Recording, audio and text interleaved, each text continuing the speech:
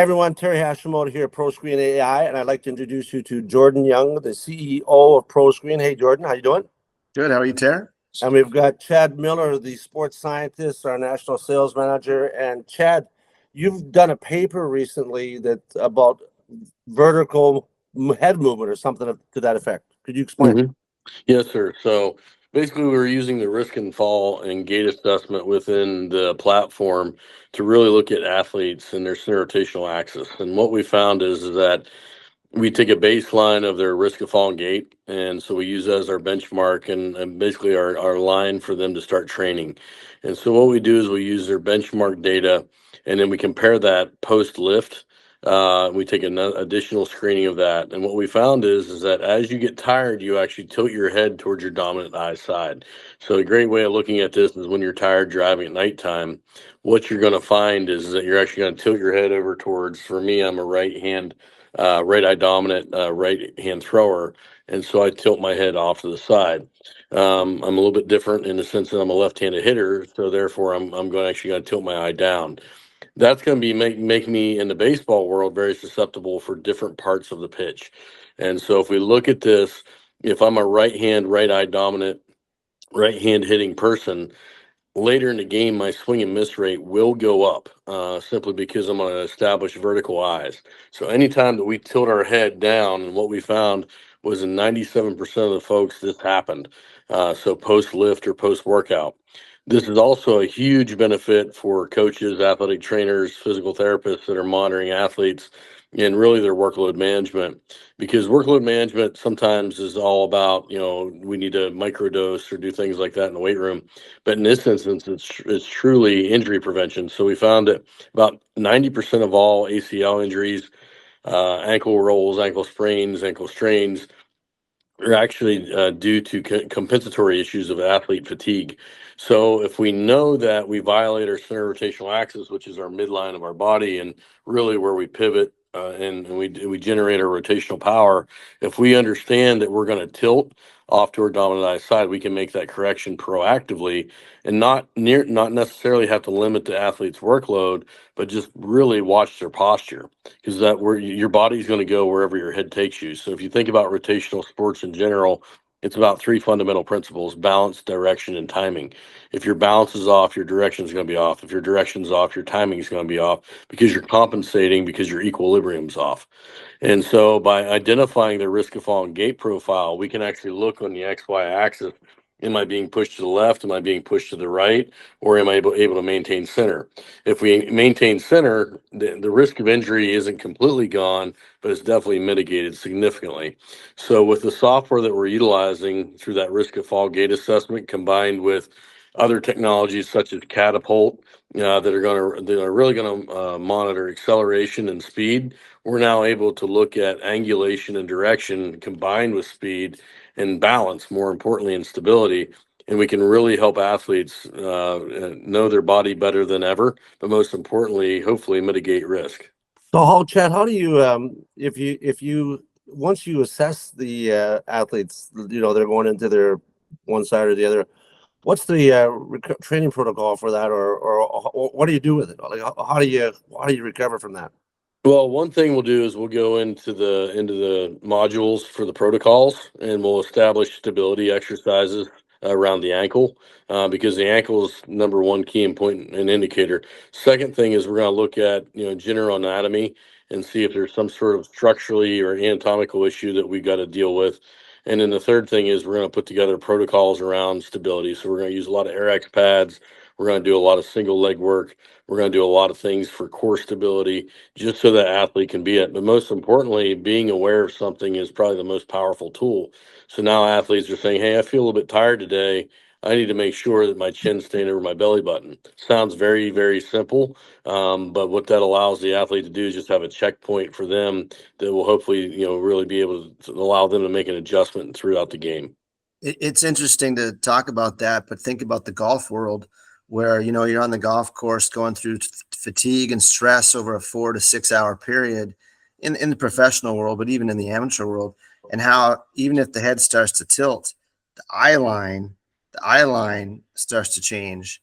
And for golfers, as the eye line starts to go right or starts to go left, optically, it certainly changes your swing path.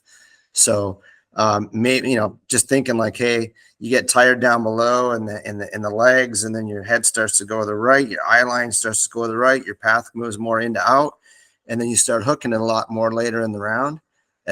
That's interesting just from the golf side of it. Well, Well, think about, I was going to say, Terry, I mean, you being the ground force pressure person that you are, I mean, think about all the work you've done throughout the years on ground force pressure mats, and if we notice that we're coming back here, we're tilting right, we're tilting left, we're tilting posterior, anterior, that's going to have a big heel to toe weight distribution issue. And you're either going to push or you're going to hook, or to your point, Jordan, the minute our head goes, our body's just like one giant house.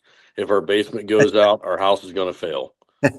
well, I got to be very honest with you guys. This has probably been the best conversation that we've had on really how to practically apply the objective data that you're seeing out there in the field. And I think, Chad, just so everybody knows, you travel pretty well every week, and you're in a different city. You're a baseball bat fitting scientist, really.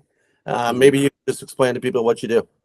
Yeah, so I mean, today I'm in Baltimore, but we're on the road. Myself, Heather, Keepers, and Alan Thomas. We're on the road about 40 to 48 weeks a year, and we're working with, like last week, we just worked with 317 kids doing scientific bat fittings with them.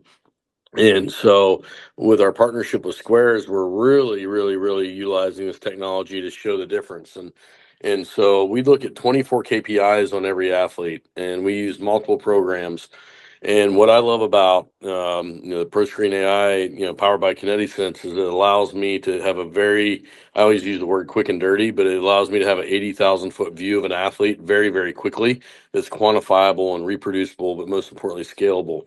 One of the most difficult things about what we do, so we take 24 KPIs, we assign those 24 KPIs to 9 different points on a wooden bat.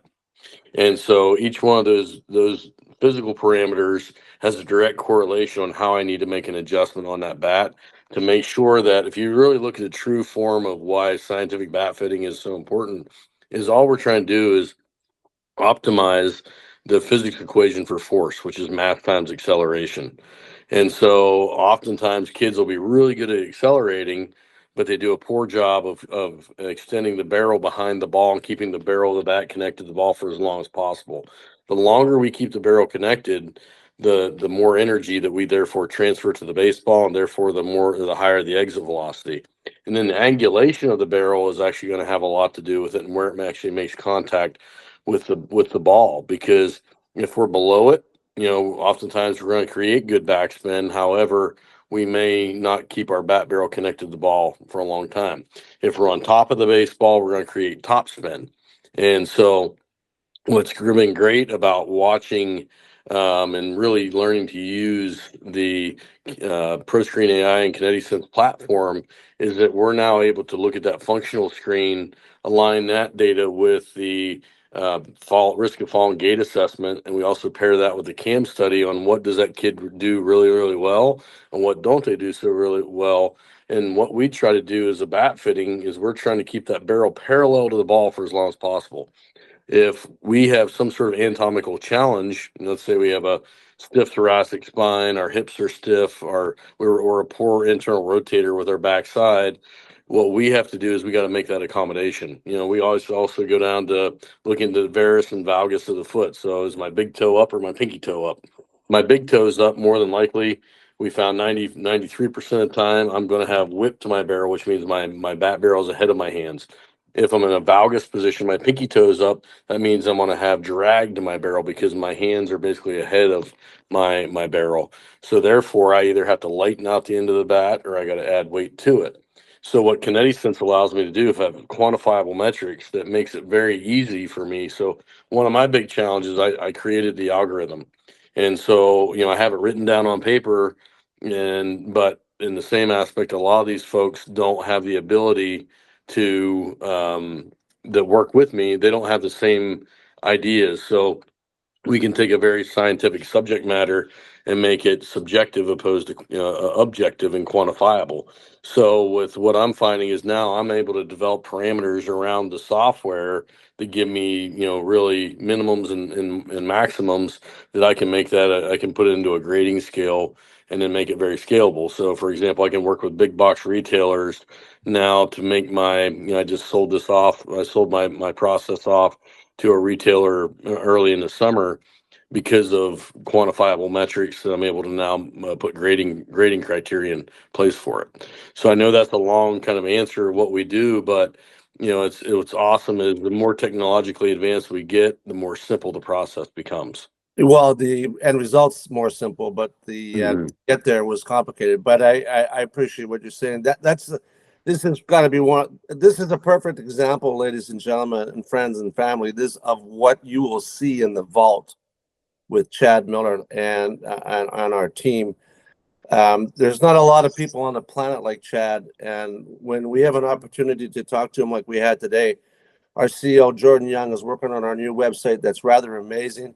We have a location called the Vault, and that's where you're going to be able to see this type of information from the experts like Chad Miller. And Chad, just so people can potentially know, where can they find this paper that you've done?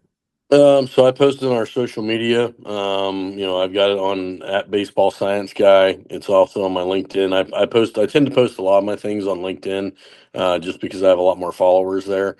And then also, obviously, we've shared it internally, between us, so it'll be available on our website as well.